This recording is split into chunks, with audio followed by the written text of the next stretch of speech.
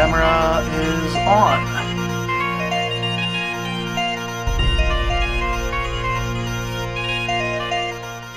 Welcome to Nights at the Round Table, a round table discussion on speculative fiction books and film. Hi everybody, and welcome to the next episode of Nights at the Round Table. Today we are discussing the 1956 horror film, The Invasion of the Body Snatchers. I'm sitting at the table with Martin and Eric, and I'd like to start with general impressions of the film, since Martin hasn't been here in a little bit. You first. Absolutely. I mean, this is a classic film, 1956. It's been inducted into the National Archives. It's a fantastic film, and if you never see it, you won't miss anything at all. So, it's available on YouTube. It's been out for 61 years. If you haven't seen it now, you probably don't need to unless you really love cinema. Yeah. Okay. I watched it as a kid, so it's got a little bit of the nostalgia factor to me. Yeah, I know, weird childhood. However, Martin is kind of right, but not necessarily for the reasons he thinks. If you watch TV, listen to radio, or read books, you don't need to see this movie because it's one of those movies that's permeated North American culture so much that you can say Body Snatcher and everyone will know what you're talking about. It's been remade 3 times officially and at least a dozen times unofficially. Star Trek, Stargate, Supernatural, Buffy, all of them have done episodes based off of this. It's become a science fiction and fantasy trope, kind of like a Groundhog Day or First Contact. It's ubiquitous would be the best word. That being said, if you enjoy movies and you like cinematography that's done properly and not throwing the camera around as if you were a psychotic juggler, you're going to enjoy this movie. You couldn't at that day and age. Like, nobody breathe on stage. Now run. The amount of work, they had to cut out cars to put the camera in the back seat and then project a green screen on the window in order to do the driving scenes because the camera was too big to fit in a real car. Yeah. And they couldn't power it. Yeah, that's it. So for myself, this is my first time watching this movie or any of the remakes. And I really enjoyed it, but I found the concept horrifying, but the execution not. So for somebody who doesn't particularly like horror movies, it's a perfectly acceptable watch. I'm not sad I watched it. If you're someone who is scared by concepts, don't watch this. Like, my wife should not watch this. She's going to be terrified of the idea. When I think about it, I'm incredibly creeped out. The movie itself didn't make you go, not... very little jump scares, and those that were there were half-hearted. Yeah, no. But the concept of it is horrifying. The concept is horrifying. Interestingly enough, this is the only one of the official remakes that has a positive ending. So, wait, isn't this not the original? No, the original's a book. The book and this are the only ones that have positive endings. Well, the 1970s one with Leonard Nimoy and a whole bunch of other famous actors, ending is all dun dun dun, you're screwed. Same with the 1997 version with the girl in the bathtub in a military base, and the same thing with the 2007 version and The Faculty and all the others. Always sort of a, you think you've won, but you haven't. Wink, wink. Well, so it's interesting. Ending. They originally wanted to do, in the 1956 version, end it where he's in the back of the truck and he sees the seed pods. And it's not a spoiler. It's been out for 61 years. If you haven't watched it by now, this isn't going to be on the bridge shocking. With him going, you're next, next, and zoom into his face. And, that didn't test well with the audience in the studio at the time. And so they had to include a more positive ending where... they were then able to identify the aliens and go out and make a call to the FBI. And I thought it was interesting that the screenwriters originally wanted to leave that in, the original director-producer. But it's one of those early cases of studio interference where they said... Studio and author. Yeah. Because the author was considered an executive producer. And he was like, this isn't what I wrote. No. He was also really pissed with the dialogue. He said it was stilted and not the way humans talk. but it was the style of dialogue for that time. For that time, yeah. It fit in with its time. Like, it felt very much like The Day the Earth Stood Still's dialogue, and yeah, maybe a little less preachy. I don't know. Well, no, maybe in cadence, but I felt like When the Earth Stood Still was much more organic. Oh yes, but it's the cadence, the radio, almost American radio standard voice. They also, the movie was supposed to be another 20 minutes longer. They had a whole bunch of scenes that involved comedy to lighten up the mood, because writers thought this might be a little bit too hard hitting for audiences. And the studio was like, you cannot mix science fiction and comedy. That is not allowed. So the studio made them cut every comedy scene. Which is probably a good decision, having watched the movie. I don't know. I'd like to. The pacing was fantastic, but I'd like to see the comedy scenes. Like, does he accidentally trip on the body and do a banana peel thing, or I don't know. Does he suddenly do a dance battle with the pod people? Well, I think though, if you look at it now, one of the cool things to do is to watch one of these movies and look at how things were in the past, and you get kind of a snapshot of the times where.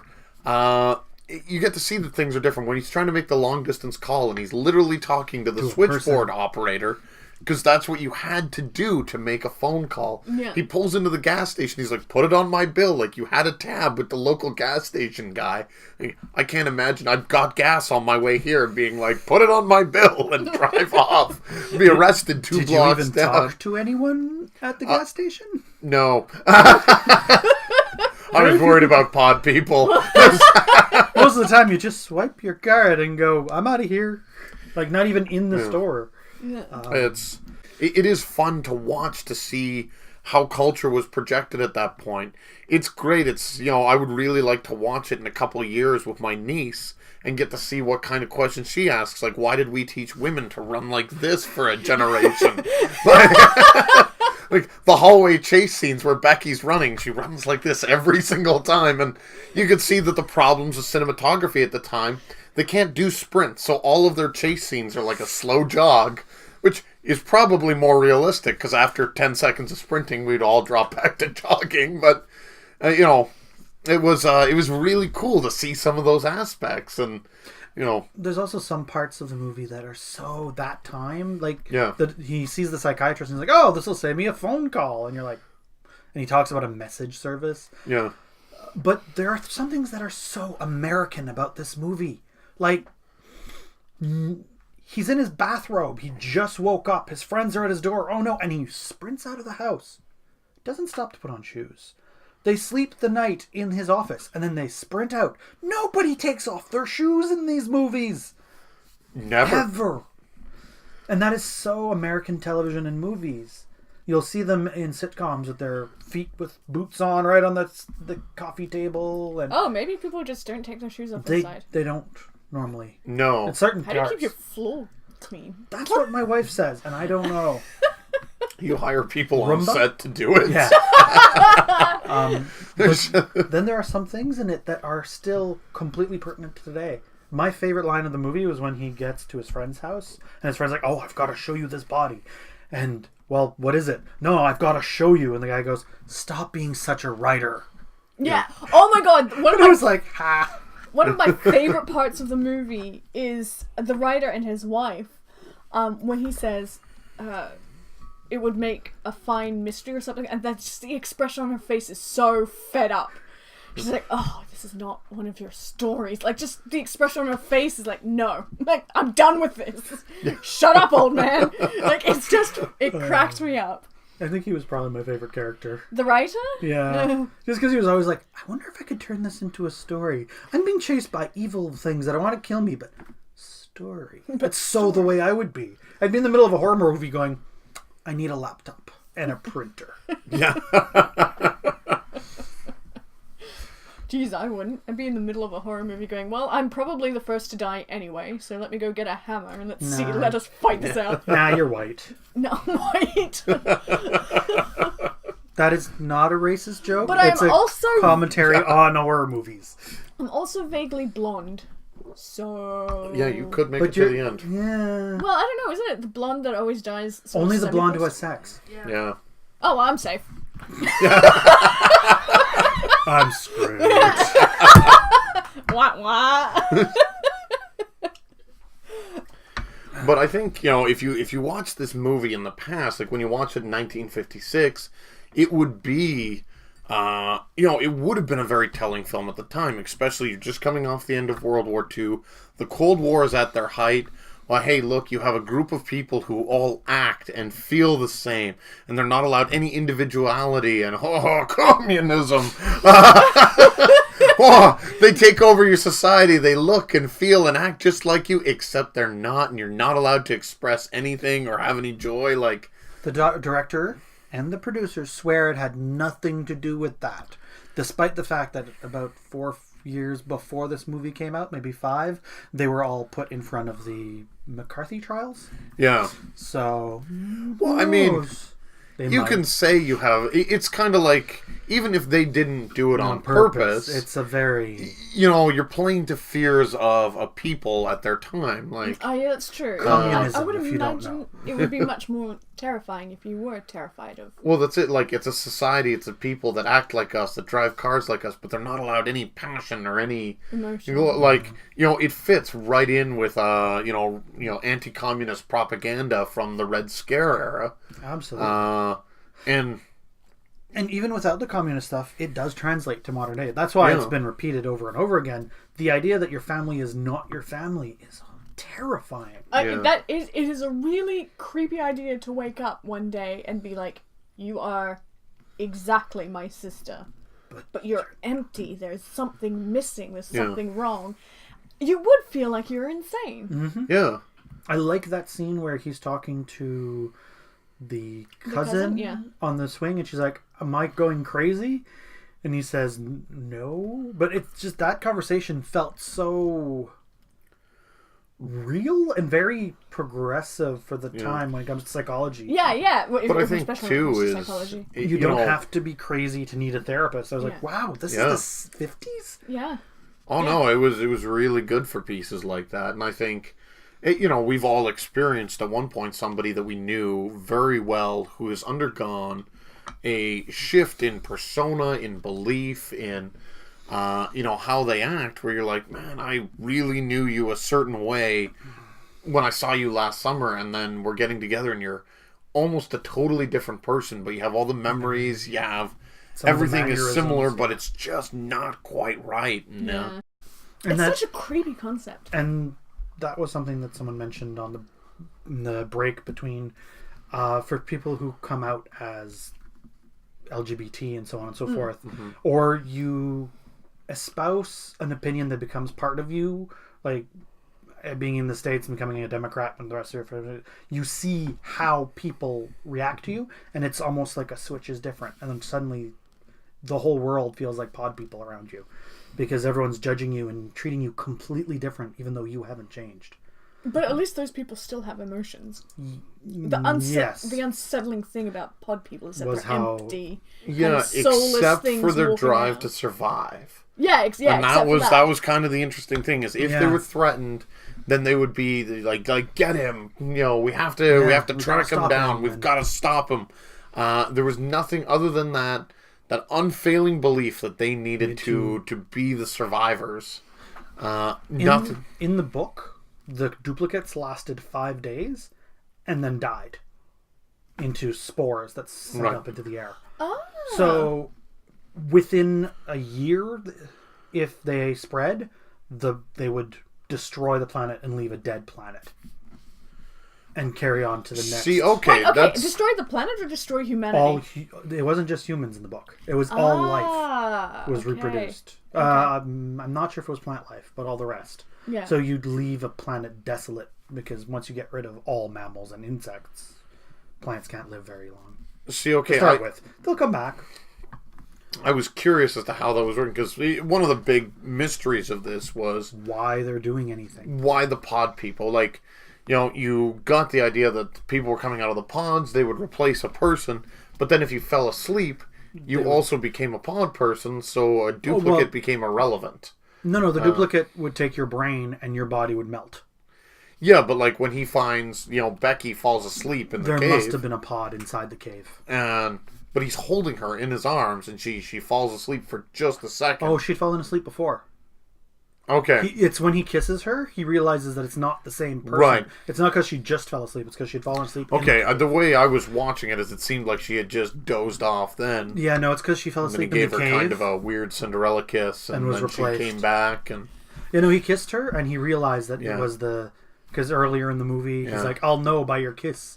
And when he kissed her and there was no passion... Hashtag foreshadowing. Yeah, I figured that. And when there was no passion, he's like, oh shit, you've already been replaced. And then she says... I'm sorry, I tried to stay awake, but I fell asleep. And he said, I should have never left you. So okay. May have seen this movie a few times. No, it's a terrifying idea, and it's something that a lot of horror movies, modern horror movies, in my opinion, are lacking. Is the terrifying concept? Is the terrifying concept. Yeah, I mean, it's all like you can have some jump scares. Yeah. Puppet master who wants you to chop off your limbs, or you go traveling and the other tries to kill you. But it's not genuinely terrifying as a concept. It's just oh look, his arm is off. Gosh. Yeah. I mean... Well, I think that is, a good point about a lot of modern stories, or especially in the kind of the torture porn genre, where, something happens and then this happens, and then this happens. Whereas this, good stories that last are where people make intelligent decisions. We're going to go do this. We're going to go get that person. Hey, we need to recruit this guy. That was nice. They didn't run upstairs, stupidly. Yeah. Stereotypical, And she wasn't that dumb. No. She was nice. She wasn't. Other than, being in a pencil skirt pretty much the entire time. Yeah. And probably heels, although we never saw their feet. Yeah, no, she was definitely in, little kitten heels. Yeah. She survives. There's a reason why she's doing this, and then she suffers, unfortunately, the stereotypical movie weakness of not being able to run, falls, and then he has to carry her, which is... But she did well over hill and sand and... She did good till every horror movie. She just fell, and then was like, I'm done. Leave me here. Abandon me, Miles. She's my Patronus. That's exactly what I would do. I can't run anymore. Just go on without me. I'm done. And I can't remember, did the writer's wife do a horror movie scream when the body started turning into him? Or did she just go, let's get out of here? No, I think she did scream. Okay, she did the full heroin. That's why her husband woke up. Yeah. Yeah. But she also said, let's get out of here. She also said, let's get out of here. Which is nice. It's you. We need to go. A lot of movies made from the 70s and up will have the woman going, oh no, what do we do now? When the obvious thing is run. My favorite is... And she's like, we're getting out of here, come on. smelling salts. Yeah. Yeah. No, they were sensible. Mm-hmm. Yeah. Well, I think that makes good characters is when they're making decisions that make sense. You can take another movie from a more modern era, I just watched Alien Covenant. I'm going to go by myself to this area when we know that there's killer aliens. Oh, I got killed. Oh, what a shockingly dumb decision. And these ones, they were always, let's do this. You group are going to go for help. You can get there. We'll distract them. There was planning and execution. And I was never sitting there looking at a decision being like, hey, this is... You're a damned moron. Yeah, I never once said that during this movie, which is refreshing because I say it quite a bit during movies. Oh yeah, so do I. I scream, no, what are you... That's the stupidest thing ever! It's I true, try not to do it in theaters. I don't always succeed. Sorry for anyone who lives in the Ottawa region and has been in a movie theater with me. I'm also sorry for laughing about 3 minutes before the joke is said. Yeah. But, I mean, if you want to see early cinematography, if you want to see a cultural snapshot of the 50s, this is a movie that spawned or is the underlying basis for so much of modern culture. Also, this is something that Rob would appreciate. Rob being a former panelist and a photographer, the lighting was fantastic. It was clean and then it was crisp. A lot of older horror movies, they would try to muddle with shadows. Actually, a lot of modern movies try to do that too, where you're basically staring at the screen going, what's going on? Is that a hand? Oh, no, that's a hand. Yeah. Yeah. It wasn't too dark. You could see what was going on. And it was crisp lines, and it wasn't bad shadows, and it was, yeah. Yeah, that's true. For something pre-Hitchcock, it's impressive cinematography. I thought all in all, like, if you do like, to take a look at certain pieces of it, but when you stack that up against a modern movie, there's obviously limitations of the technology at the time, like the hallway chase scene where they jog down the hallway because they can't fast pan with a camera of those days. Yeah. So if you do a sprint, you'd literally have someone zip, go by the camera. It wouldn't catch them. The frame rate's not right. So, some of the dialogue being stilted, well, you can always hear the crackle of the audio in the background because they don't have great microphones. So you need to project very well to make sure also, your voice comes through. It's coming straight off the theatre tradition. Yeah. You would need to project like that. One thing that I appreciated about this movie is the writing. A lot of movies from the time period have this long-winded beginning where you're halfway through the movie before the first act is done. And you're like, oh my god, get on with it. Yeah, that's the thing. There was a lot of narration in this movie, and I didn't mind it. Normally narration bugs me. It was quick, and it added information. And by the time you saw the first pod person body, you knew what was going on. Yeah. And it was well described, and that was about a third of the way through. It was a perfect 3 acts. But yeah, like you say with their narration, it wasn't like a whole book that you read at the beginning. It was, I knew something was wrong, but I perhaps shouldn't, something should have tipped me off. And off into the next scene. And so like it was like a phrase interjected every now and again to figure it out. The only part that bugged me about that is there is one scene in the entire movie that he's not in. And it bugs me that he wasn't in it and had no way of knowing what they were going to say. It was when he goes to someone's house and the lady's like, oh no, I'm fine, don't worry about it. And then she goes back into the house, closes the door. Oh, and then she's she like, knows. No. Oh, they're all staying at his place. Yeah, she's still with him. Yeah. That's the only part that bugged me because if he was narrating it, he wouldn't know that. Yeah. But other than that, it was a build-up scene. And probably a remnant from before they had the narration. Probably, yeah. Okay, so final thoughts and star rating, Eric? This is, in my opinion, an absolute classic. One of the foundations of horror science fiction in film. Mm-hmm. Up there with Metropolis and The Day the Earth Stood Still and stuff like that. So I really enjoyed it. I give it a 4.5 because it's nearly perfect. Good God, okay. I'm going to go with a little bit of a lower rating. I think it deserves a 3.5. I think it is a classic. If you watch it, you'll understand so much more. However, like a lot of sci-fi horror films, it just doesn't stand the test of time as well as, let's say, some other movies that would be on my list. Okay. Same for me. I gave it a 3.5. I really enjoyed this film, actually.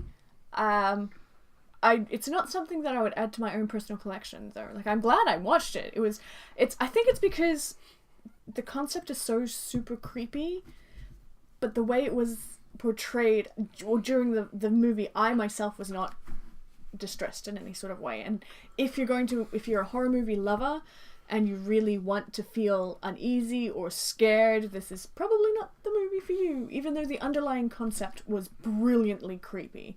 I think it's better for a science fiction lover than a horror lover. Yeah, I would agree. Agree. Yeah. Okay, who wants to pick the new one? Go ahead, Martin. We should add the 70s version for next season. Yeah.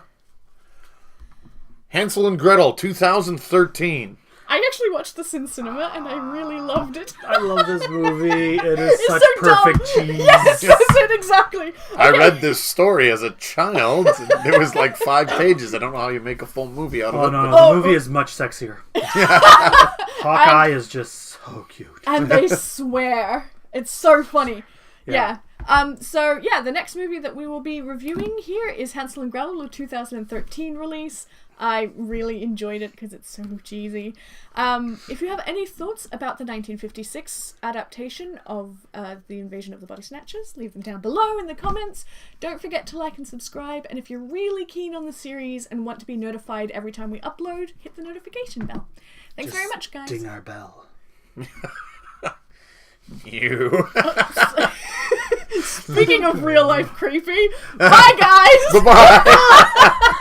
The book was thrown at me.